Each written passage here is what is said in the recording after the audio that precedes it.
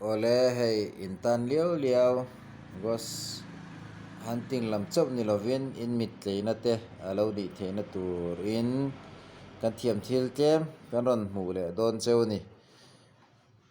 hi kan channel kan thananga min lo ngai hlut saka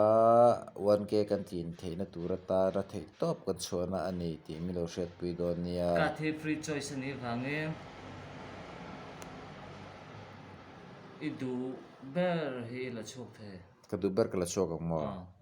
ka du hi chuan tir me su kan ka hupang ka hmu tir long chemo kan mit ka hupang le keman ken them camera pa mo ba kan mit ka hupi mo chuan camera ka hmu tir bawk anga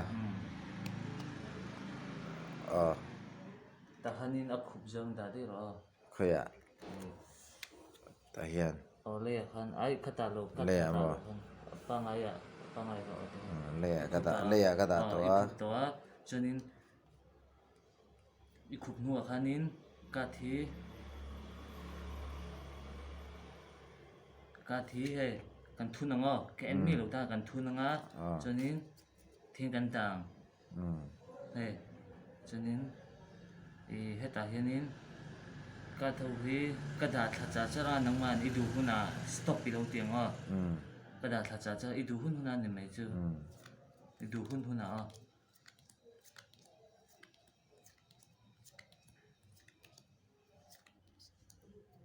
stop ma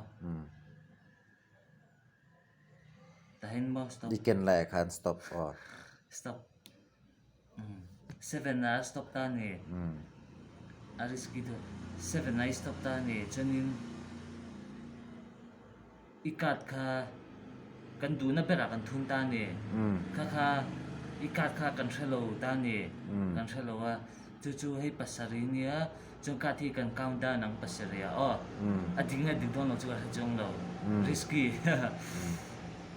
khat ni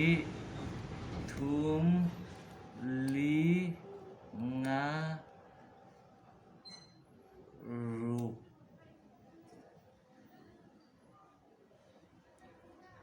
sare adik le magic turu tak kan lo enang ka thi khat ni thum li ka thi pali nia chuanin kan da thlaka kan ka tho hi kan la khom anga chuanin kan pat chho anga khat ni thum li kan ti thalenga